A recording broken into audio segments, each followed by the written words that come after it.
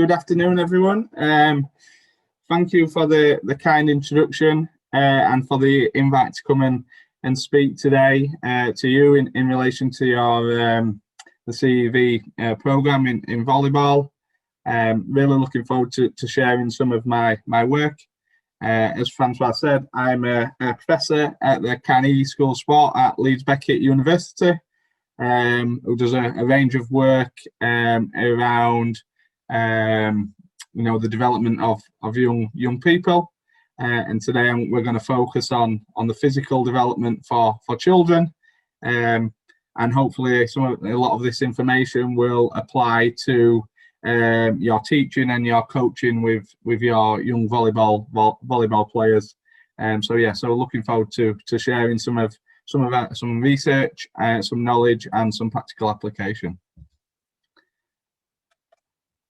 Okay, so just before we start, I'd probably just like all the listeners to have quickly answer these three questions in their head or note it down, as we'll come back to these at the end. But from a physical development perspective, I just obviously think around: what do you deliver with your participants? How do you deliver it? And then why do you do this? Okay. And hopefully this will provide a nice opportunity to, reflect back at the end of this presentation in terms of what you may learn, but also what you can apply moving forward. Okay. So just maybe as you're sat there listening, just think of these three questions. What do you currently do? How do you currently deliver it? And why do you do this? And those three questions really link into the objectives that I'd like to get out of this session today. So by the end of this session, coaches, practitioners should be able to hopefully do these three things. Firstly, have a greater understanding of the importance of physical development for children.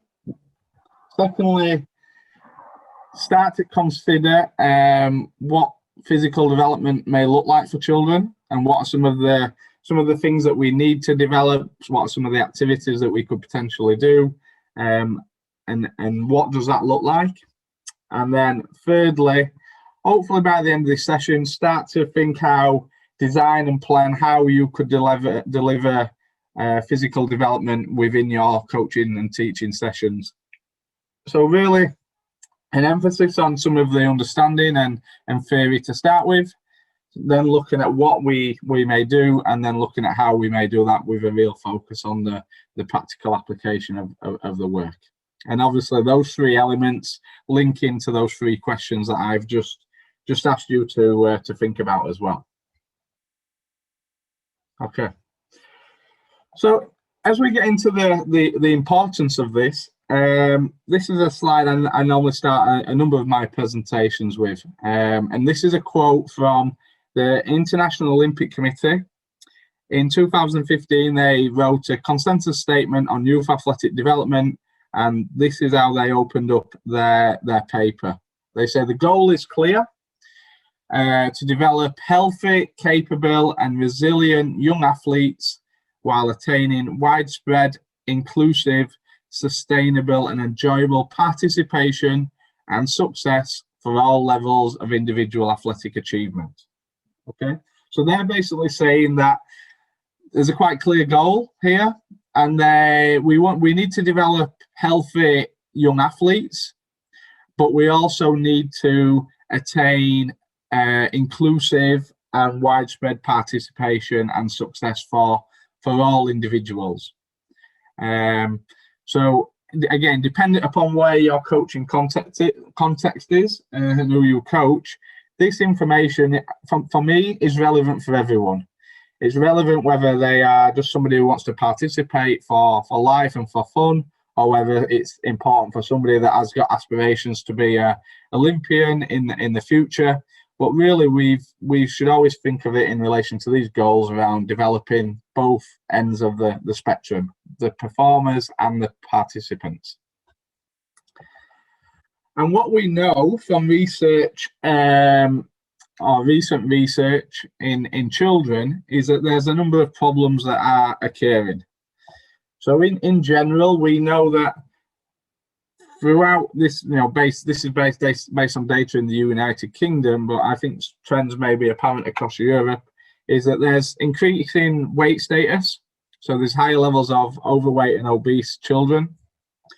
We have decreasing physical activity levels, decreasing fitness levels, and also decreasing motor skill levels. Okay, so we're aware that there's a number of problems there in relation to achieving that overall goal. And that then may open up a bit of a question around whether there is appropriate provision for children in place.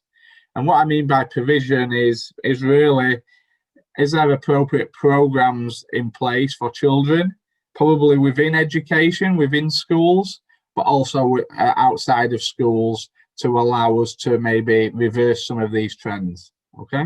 And I think that is quite important to understand, that generally these are some of the problems that we're facing as a society.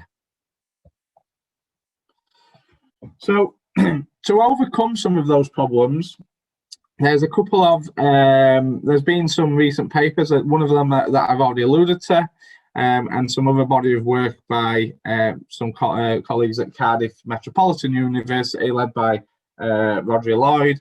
And they've termed this idea around youth athletic development or long-term athletic development. And as we said before, these terms can have a focus upon both the health of individuals and the performance of the individuals. So that idea around participants and performers. And actually, these ideas around long-term or youth athletic development can really help us start to think around what we maybe could deliver with our participants. So what I'd like to do is just introduce you to a couple of definitions. So the first one is this idea of long-term athletic development. And long-term athletic development has been defined as the habitual development of athleticism over time to improve health and fitness, enhance physical performance, reduce the risk of injury, and develop the confidence and competence of all youths. Okay, so back to this idea around it's about everyone, and that's sustained over a period of time, that's got these broad aims of that. And as we can see within that definition, this idea around habitual development of athleticism is quite key. So that takes me on to my second definition around what is athleticism. So athleticism is the ability to repeatedly perform a range of movements with precision and confidence in a variety of environments which require competent levels of motor skill, strength, power, speed, agility, balance, coordination, and endurance. Okay. So athleticism is a quite multidimensional term. We've got some psychological components there around confidence. We've got some in a variety of different environments, but it is predominantly focused around these, what we'd class traditionally as physical development. So motor skill, strength, power, speed, agility, balance, coordination, and endurance. So really, athleticism forms the basis for long-term athletic development and having these multiple outcomes associated with that. And that's really understanding the importance of athleticism to allow all participants to improve these things and live a healthy and active lifestyle. So building upon that, in 2016, the National Strength and Conditioning Association published a position statement on long-term athletic development. And within that, they focus this upon what they call as 10 pillars of successful long-term athletic development. And then, there's 10 pillars there. I'm not going to obviously go through all of those. I'm going to sort of focus on the key ones related to physical development. But this is, for me, is a quite key paper from a practitioner perspective that would be worthwhile reading. So within those 10 pillars, 5 of those are focused, what I'd class as being focused around physical development. Okay, and these are some of the key actual things that they highlight within the paper. So number 2 is that all youth should engage in these programs that promote both physical fitness and psychological well-being. Physical fitness being the key attribute there in relation to what we'll discuss today. Number 3 is all youth should be encouraged to enhance physical fitness from early childhood with a focus on motor skill and muscular strength development. Okay, and we'll come on to some of these means in the forthcoming slides. Number 4 is around these pathways programs should encourage sampling and promote a broad range of motor skills. Youth should participate in physical conditioning to help reduce the risk of injury. And then lastly, these programs should provide all youth with a range of training modes to enhance both health and skill-related components of fitness. So out of these 10 pillars, 5 of them really focused on this idea around physical fitness, physical development, and specifically motor skills and strength. Okay, and this again shows that importance of developing these things. And I guess, as I said, so in the coming slides, we'll sort of dig a little bit deeper in relation to what that means. So in relation to enhancing athleticism and delivering physical fitness, there's been a number of problems that have been, or issues that have been identified in the literature, which may be relevant to some of your practice, and this may allude to some of those things. So firstly, we need to value health and skill related components of physical fitness in youth, because if we don't value what they can provide, then it's very unlikely that teachers, coaches, practitioners are going to deliver these elements of physical fitness. Okay, so first of all, we really need to have a value for what that means and how that can maybe change some of these things. Secondly, we know that youth sport practice predominantly focuses upon the sport-specific skills and competition. And therefore, that general preparation work in relation to physical fitness is, again, not potentially valued because of that focus in other areas. And maybe we need to switch the emphasis on what that focus is, especially when we're working with children up, from that 6 to 12 years of age. Thirdly, we know that there's this limited, what the more scientific term, integrative neuromuscular training. So really strengthening physical development and motor skill training delivered within youths. So we know that that's not done that often from research and our experiences. And when that is delivered, that's normally only delivered at certain time points during a season. Okay, so there may be a focus on some of these things maybe in a pre-season period, or we know that within schools that they may have a half term, 6 weeks, that focuses on physical fitness, but then that's maybe not the focus at other certain time points. So these 4 things are current issues that may stop us as practitioners developing athleticism effectively. Okay, and maybe again reflect and consider your own practice related to those initial questions around whether this is common within what you deliver. And maybe there may be some changes that you could make already. So based upon that, hopefully start to identify some of the reasons why this is really important. And I'd now like to take you back. Back in 2012, there was a paper published called the Youth Physical Development Model. So we're now going to start building into that what element of the presentation a little bit. So the Youth Physical Development Model was developed by Rodri Lloyd and John Oliver.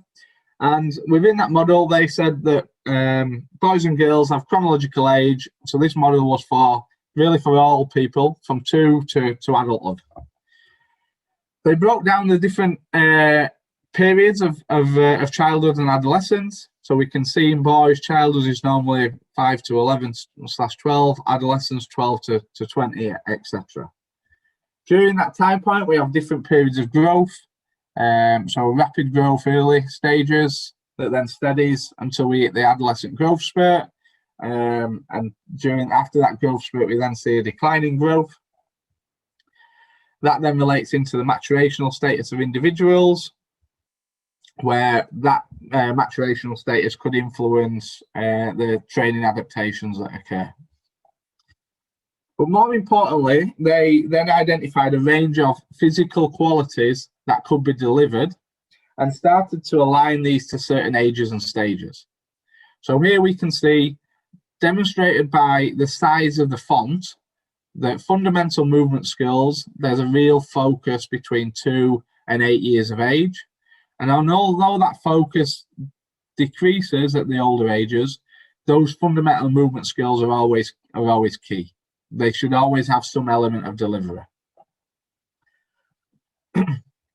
So SSS stands for sport-specific skills, and we see the reverse here, that becomes a focus into those older years. And then some of those other physical qualities around mobility, so range of movement at joints, agility, speed, power, strength, hypertrophy, and endurance and metabolic capacity. So what this model tries to do is say at certain ages and certain stages, there is a focus from a physical perspective. And what we can see in that middle part of the figure there is that really agility, speed, power, and strength are always a focus between 5 and 6 and adulthood in relation to that. These are always things that should be delivered, and there's not specific time points that are more favourable. For muscle hypertrophy, that is recommended after the growth spurt due to, I guess, increasing testosterone and growth hormones associated with that. And interestingly, they suggest endurance and metabolic capacity is not a focus until later years.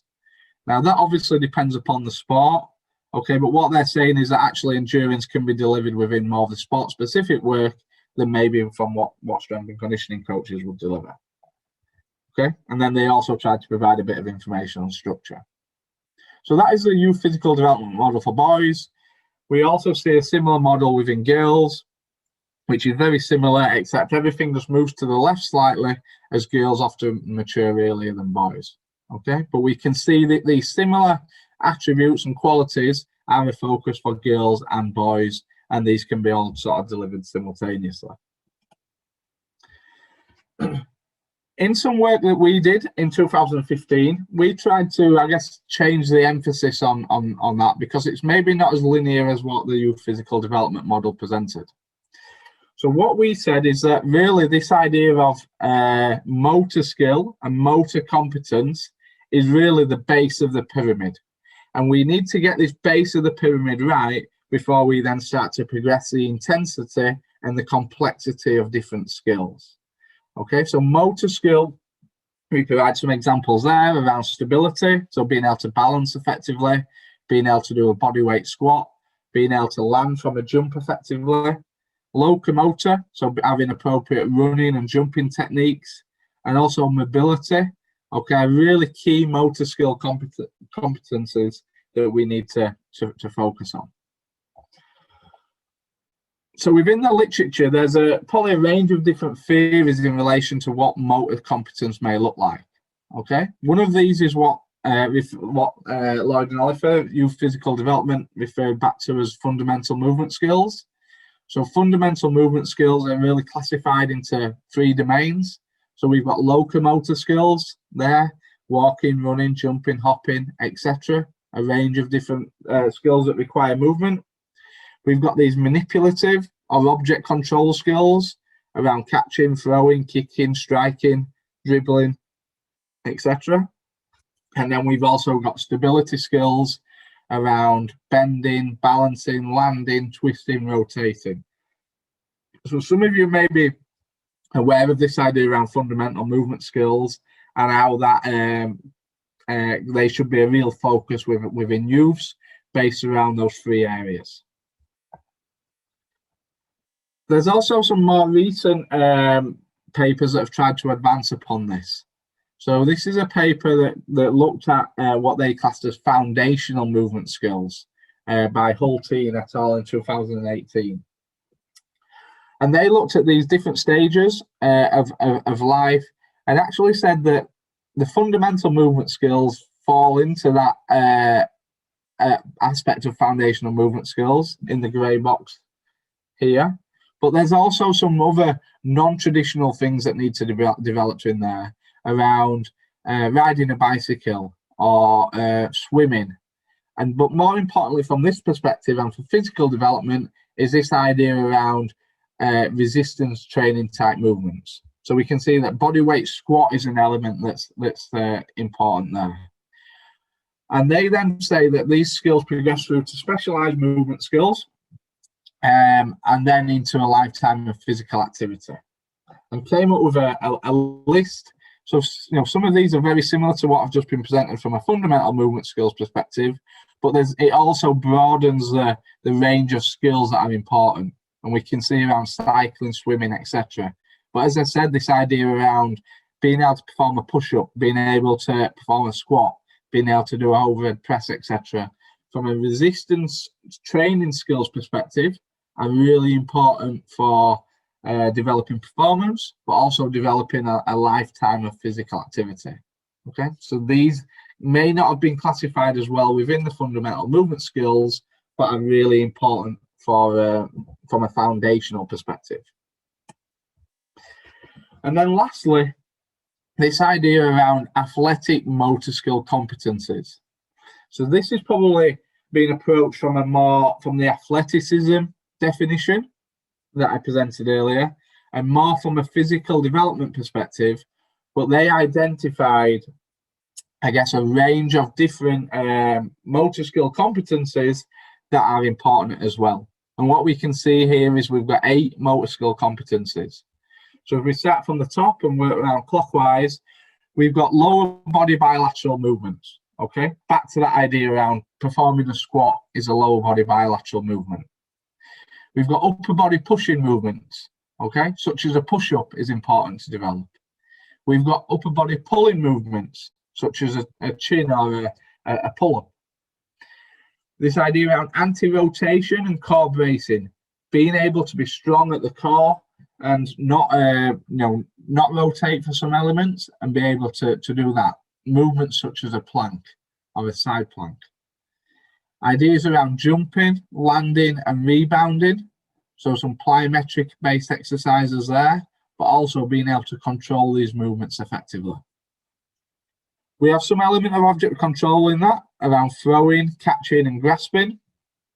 And then acceleration, deceleration and reacceleration are important skills. So being able to run quickly, stop, change direction, etc. And then the last one being a lower body unilateral. So things from a single leg balance to a lunge, etc. So whereas fundamental movement skills are probably quite broad across a range of different activities, these are probably a little bit more specific from a physical development perspective, but help start to look at how we can develop some of these things and categorize different types of movements that you maybe potentially deliver within your sessions. So there's a range of different types of motor skills that we can use, and again, I've presented three different theories there that could support that. I guess the next basic layer of the pyramid is that then strength is vitally important to develop upon those motor skills, because strength is central and related to all other physical characteristics. So if you're stronger, you're more likely to be faster, more likely to be more powerful, more likely to be more agile, and actually also more likely to have a greater work capacity. So being able to develop strength on top of appropriate and correct motor skill competencies is probably going to allow you to be more effective at a range of different physical qualities, which in the long term would hopefully lead to improved sport, participation and performance. Back to that overall idea around performance, participation and performance. So this is, for me, is a nice way of thinking around physical development with motor skills competency being the base of the pyramid that's then underpinned by strength as it's related to all those other characteristics. So if we look in terms of those areas in a little bit more detail, this is some work that I've pulled together in relation to looking at the different motor competencies and the different physical competencies combined. So obviously there's a lot going on this slide, but if I focus in here on the locomotor skills, is what we know is that movements can all look differently. So we've got run, skip, bound, hop, jump, and hop. They are all locomotor skills. And we know that these can all focus from a locomotor perspective in terms of the movement quality, but from a physical quality, we know that with these can either focus on running fast or running for endurance, or for jumping for power and hopping for power-related elements. So we can look at these things from an output of movement and movement quality, but we can also look at it in relation to an output of the physical qualities, and actually therefore layer on the complexity of some of these things. If I focus in on another area, so if we look at some lower body movements, so where the athletic motor skill competencies brought this down to bilateral and unilateral, actually there's a range of things that are going on here. So we can squat, we can lunge, we can step up, we can hinge, we can perform movements on single legs when no other part of the body is in contact with the ground. We can jump and land, and we can hop and land. And what we can then see is that these can be related to some stability and mobility and strength related elements as well. And some of these are related to power. So when we look at the range of physical qualities and physical fitness elements that can be delivered, there's a huge continuum and multitude of activities that are probably appropriate for delivery within children. Okay, and that's part of the job is raising that awareness and how you may do this at certain ages and stages. So we're going to move on a little bit to the how now, but before we do that, I guess it's around how you deliver some of these things, is thinking around how you scaffold this journey. So on the left here, we've got 8 to 21-year-olds. It could go lower to 6. We've got to think around what are the fundamental demands of the sport and setting, okay? And what do successful athletes and participants look like?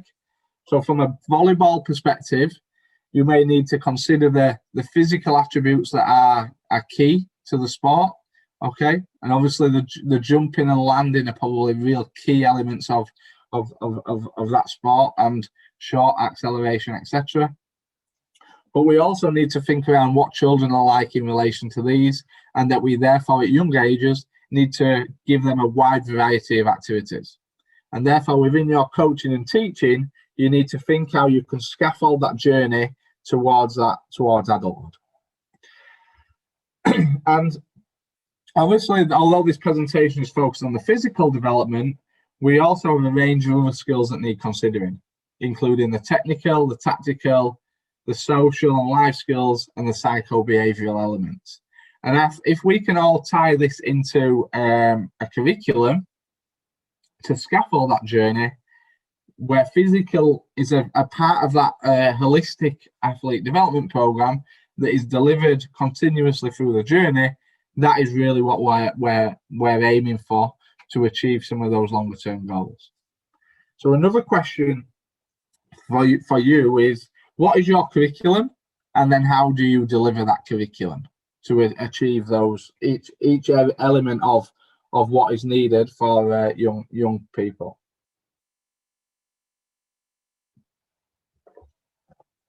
So that is what I'm going to sort of the last part of the presentation is going to focus is a model that we've come up with in relation to how you may do that. Okay. So this is a paper that we've designed and published recently called the Rampage Framework, and it's a coaching session framework to facilitate long-term athletic development. And although it's focused upon the physical elements, it also includes those other holistic demands around the technical, tactical, and psychosocial. Okay, and when we delivered this or designed this framework, this is what we had in mind. So it aims to optimize long-term athletic development across multiple youth levels. So we feel it can be delivered across any, any youth, from physically inactive to sports performance. It can be done within multiple sports, including team and individual. It can be delivered by multiple practitioners, sports coaches, teachers, and S&C coaches. And it can be delivered across all stages of development. Okay. And it does that by integrating the physical, technical, tactical, and psychosocial development aspects that are important. It does that by considering how you as practitioners may implement which activities when during a session. But it also allows you flexibility and autonomy to deliver the sessions that you want that are relevant to your athletes.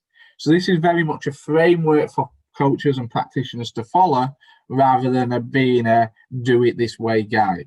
Okay, and that's really, for me, really important in relation to thinking around this. So I'm going to go through the Rampage framework now, which Rampage is really an acronym for the session order and design. And what you can see from this table is each section of the session is broken down. There's a name to that section. There's then target qualities or movement competencies, and then considering how the technical and tactical elements of the sport can be incorporated. So the first section of the session is the raise part of the session, where the aim is really, through a warm-up, is to raise the body temperature.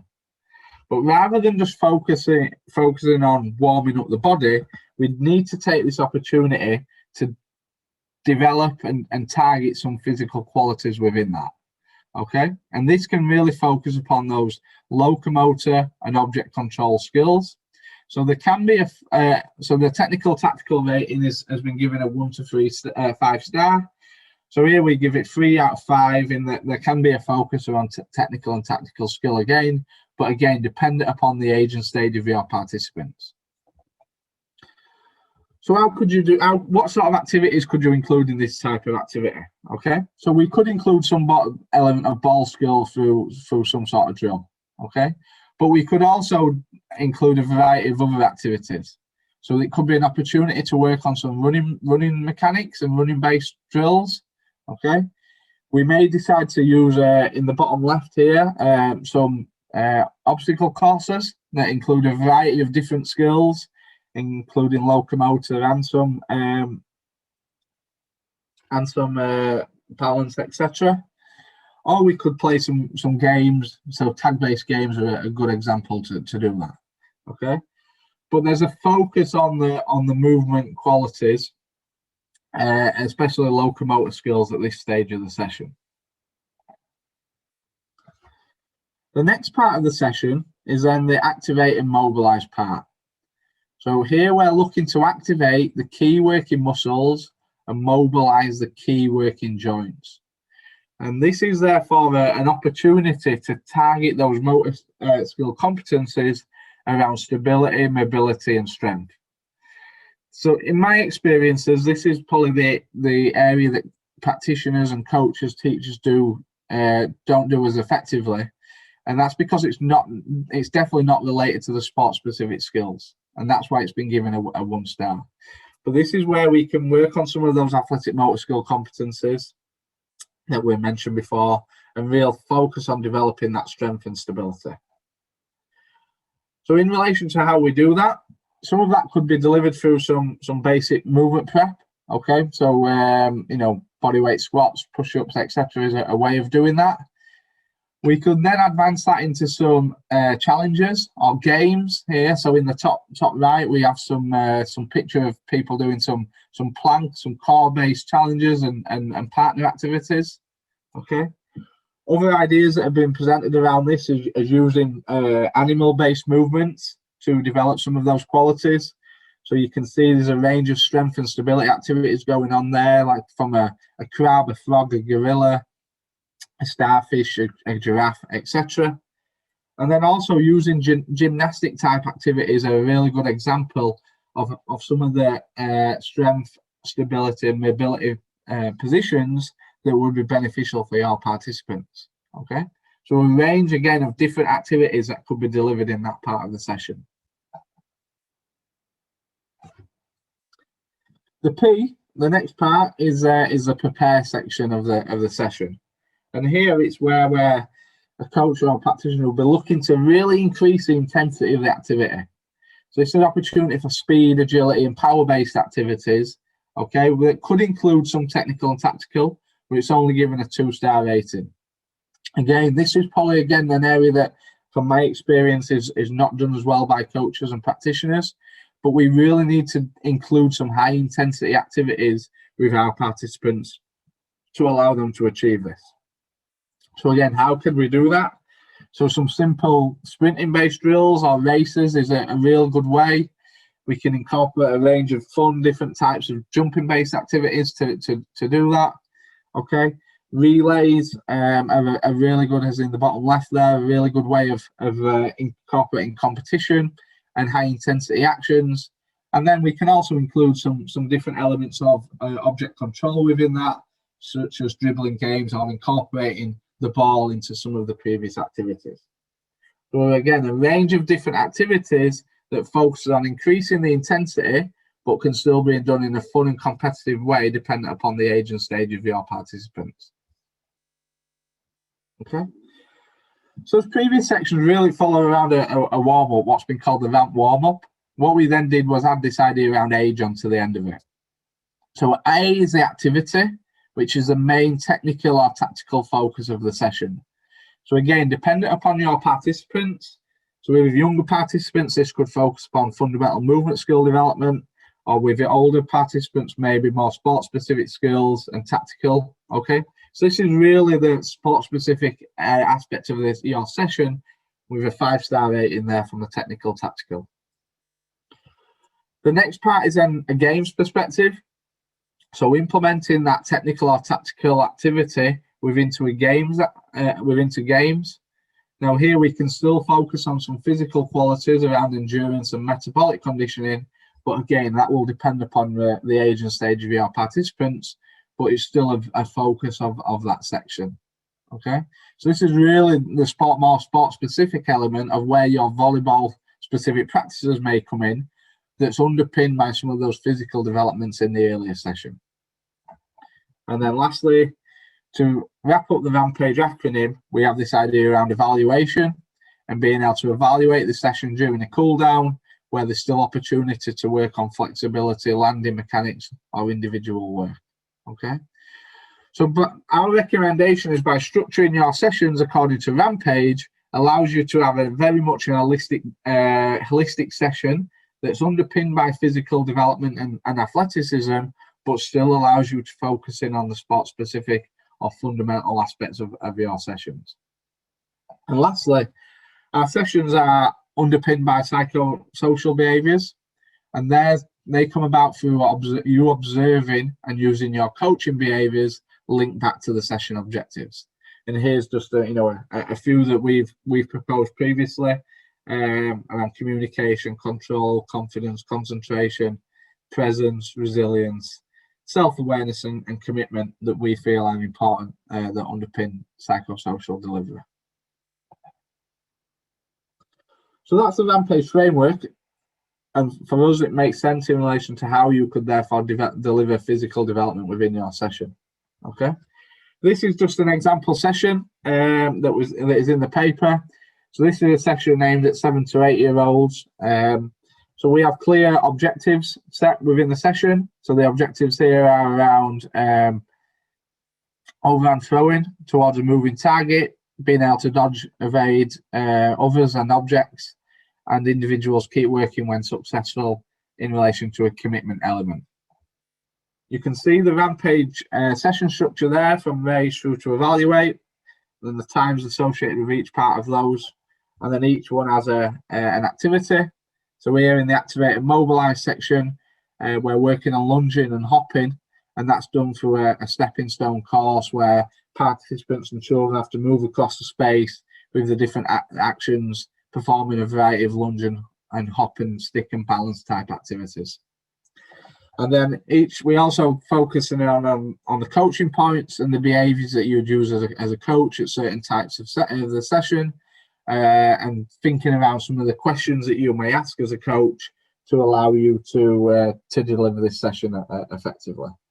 Okay, so that's just an example of how the Rampage session has been used or could be used. And again, as I said, it provides coaches lots of autonomy and flexibility in relation to what you do, dependent upon your participants and the objectives that you want to focus upon. So just to summarise some of the key points, coming towards the end of the presentation now. But I guess, from my perspective, physical development is vital for the health and performance of all children and young people. Okay, we highlighted the importance of it. We highlighted some of the current challenges, and until we emphasize the importance of it and really focus upon it, I think these issues will continue with youths. It's something that I'm quite passionate about, and I think we need to underpin a lot of our work with physical development from a health and performance perspective. This is then links into this idea that motor competence or motor skills and strength underpin physical development. Okay, so being able to develop motor skill and then progress that into strength-related activities is really the foundation of all those other aspects, and therefore, it's really key within that activated, mobilised part to start, developing strength and actually using our full session to include a range of different motor skills, fundamental movement skills, etc., to develop our participants within that. So these, for me, include locomotor-based skills, multi-directional movement, lower body, upper body, trunk, mobility, and agility are all key movements. Again, we've shown a variety of different types of activity within there, from the athletic motor skill competencies to the tables that I presented in detail, where you had 25 different types of physical things to develop. So hopefully that's give you some things to think around in relation to the types of activities that you may want to do in relation to the what. And then for lastly, how we do this. For me, Rampage provides a clear framework to deliver these skills that provides a framework for all practitioners, and that's appropriate for all children and young people, regardless of their age, that allows us to deliver physical qualities, but not take away from the technical, tactical, and psycho-social domains that are also important for the sport. And I guess a challenge for you all is thinking how you do that within your volleyball coaching to improve the physical development of that. So I'd just like to revisit the questions in a slightly different way that I set off with this presentation. So obviously I presented a range of content. I guess my questions to you are, based on this information, what will you change in your practice moving forward? Hopefully there's been some useful information to make some change, and maybe where you focus some of your attention and priorities moving forward. So there's the first reflective question for you to think around. The second one is, how will you change it? So how you change your focus. The Rampage framework, as I said, may be an appropriate solution to how you change it, or it may just actually be some of the activities that you focus on, with more of a focus on muscular strength than other elements. And then my last point is always remember the why. And I think we've got to remember that we have a range of benefits associated with this type of work, but ultimately it comes probably back to the health of our participants. And by doing this, we'll hopefully have people that are fit and healthy and injury free to continue playing their sports as long as possible. So I'd just like to say thank you for the invite again and for the presentation. As I said, I hope that was really hopefully useful for you to think around and informative. And yeah, good luck with your coaching. And yeah, thank you very much. Thank you, Kevin. Of course, definitely very useful and very, very interesting for all PE teachers and coaches. I received some questions, but from participants, but they shared with me directly. So I will read those questions to you. The first one is, Kevin, taking into consideration the complexity of the volleyball game, when is it the most suitable time to start? Where was that? When is the most suitable time to start? Yes, that's the question. So from my perspective on this is it should be started as early as possible. You know, with children, I don't know specifically what stage they start doing volleyball specific work, but for me, the physical development and motor skill competence work should be starting from, you know, from 3 to 4 years of age, just learning them the different types of movement with a focus on stability, strength, etc., jumping, landing, etc. And then I think as children become older, the activities become more specific. But yeah, for me, start as early as possible in relation to getting those movements and developing those physical qualities. Okay, thank you, Kevin. I have a second question for you. Would it make sense to incorporate speed, agility, or power exercises at every practice with kids, or should this be done in moderation? Oh, good question. Again, I think it depends on the age of the participants. I think with younger participants, with children, they recover very quickly. So children recover quickly, and they'll never probably fully be maxed out. So actually, with children, doing that quite regularly is an important element, I feel. I guess if you are working with more adolescent athletes, then that are involved in more structured training, then it's probably not something that you would do every session. There probably needs to be a bit more of a planning or periodization to that type of delivery, based on that actually recovery becomes more difficult then.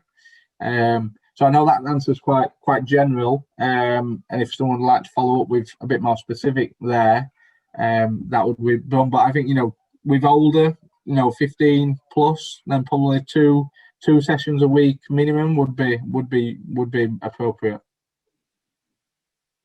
Okay, I have another question from Andrew Cole. He's asking you, where is the balance in key elements such as locomotor, lower body, trunk, etc.? This question is in the chat box. I'll open the chat actually, and then I can see the question. Sent at 2:49.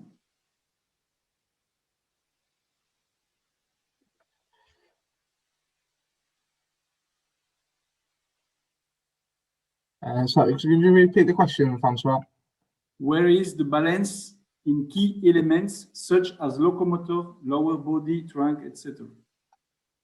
Okay, so I think for me, it's getting, a wide variety of movements, as wide as possible. And I think if you focus upon the different types, that's only going to improve participants, moving forward. Again, as they become older and a bit more specific, then you may want to focus on the skills that are more sport-specific skills, as I mentioned. So volleyball, obviously, a lot of jumping and landing involved.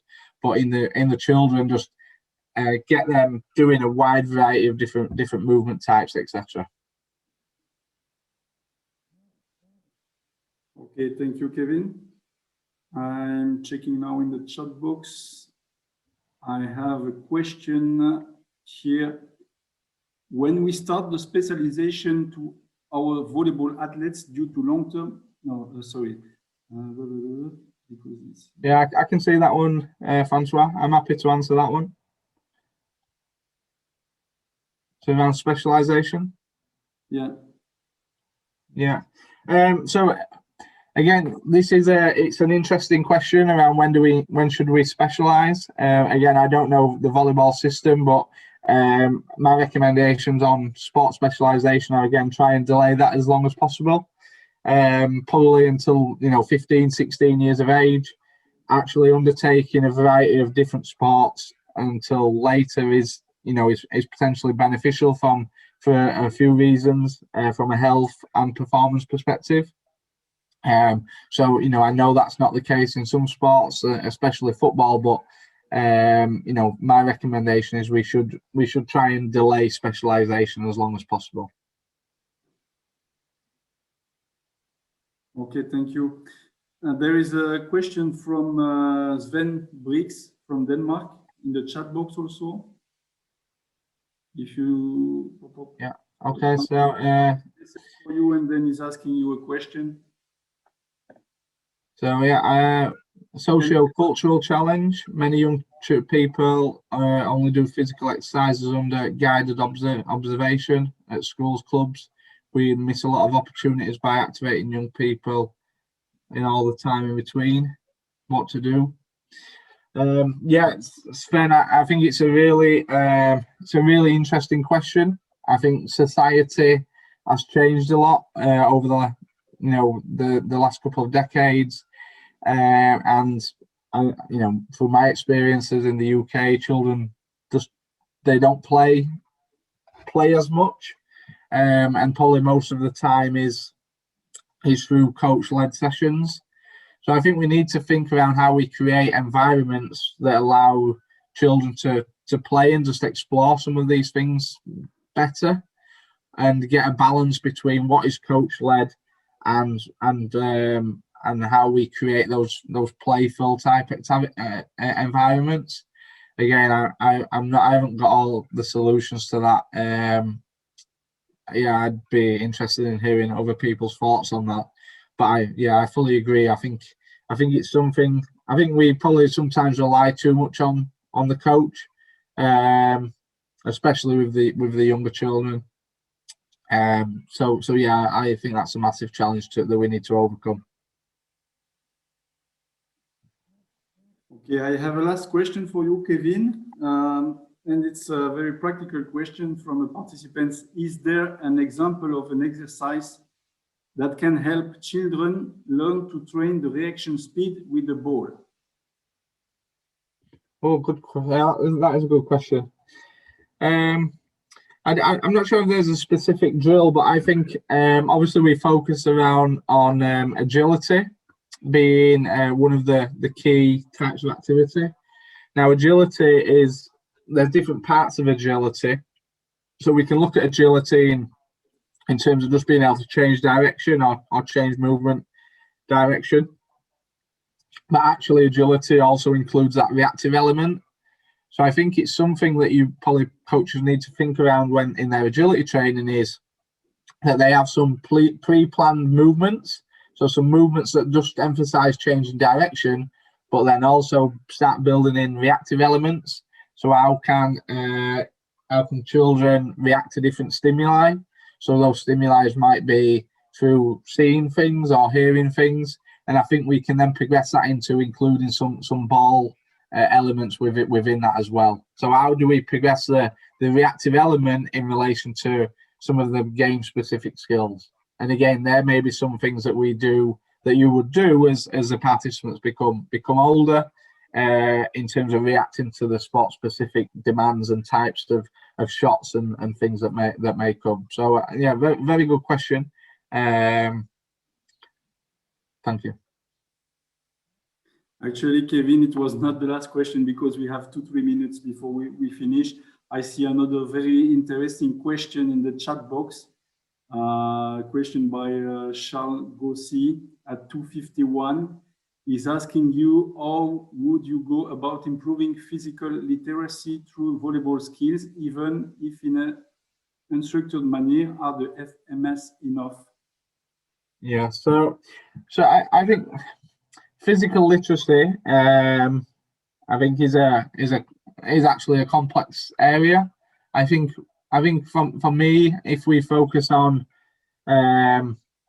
athleticism to start with, which we've been through today, that helps really not simplify, but starts to think around the things that we need to develop around those motor skills and around the types of physical qualities as well. So, are fundamental movement skills enough? No, I don't think so, because I think there also needs to be an element of areas that are not included within that. So the athletic motor skill competencies are one of those, but we also need to increase the intensity of some of those movements as well. So working on the strength element of that, the speed and power, as I've sort of presented today, I think is important. So whether you can do that through volleyball skills alone, my suggestion would probably be no. But there's no reason why you can't incorporate some volleyball skills in relation to some of those practices. Okay. Last question now, then we will close the webinar, because it's 3 o'clock, but it's really interesting and we have more and more questions, but we have to finish at some point. The question is, at what age is it possible to start with the weights at training? Okay. Yes, good. Another good question. I didn't get into that. I wanted to keep the presentation quite broad.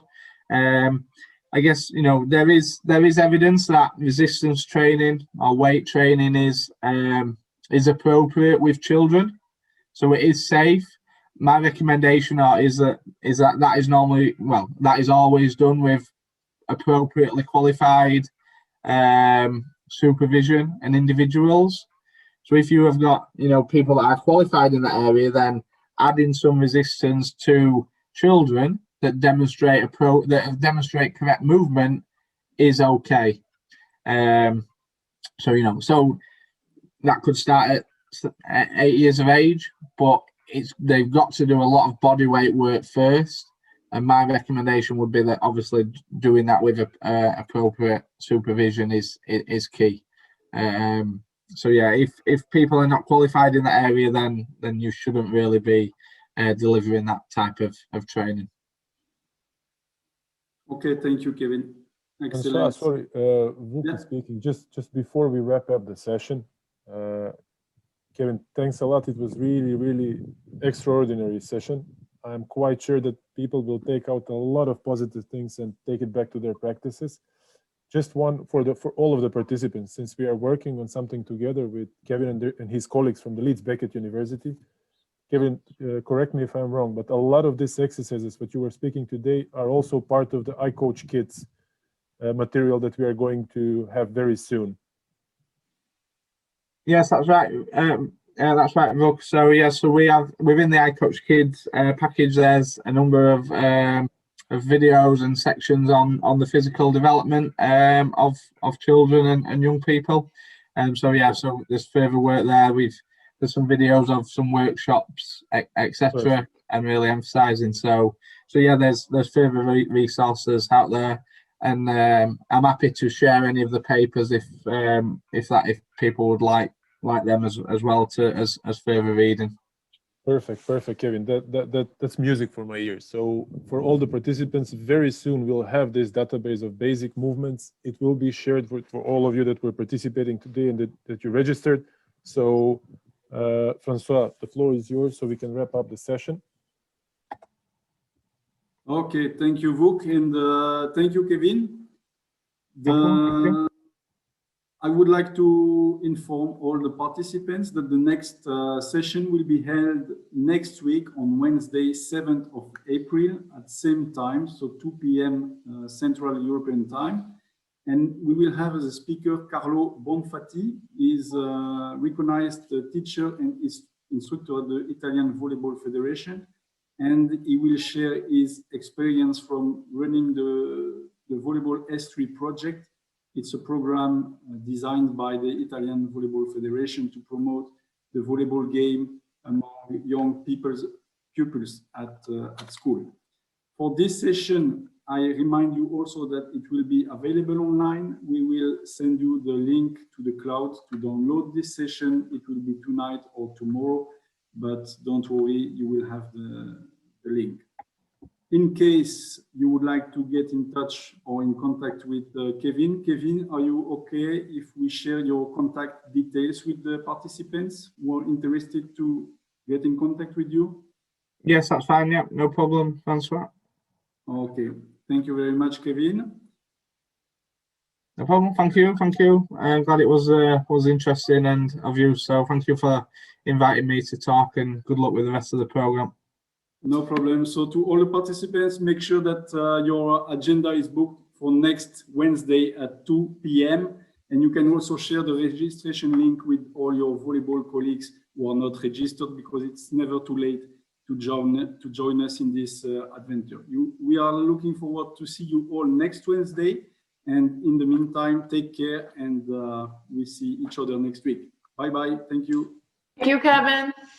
Thanks. Thank Thanks, you. Kevin.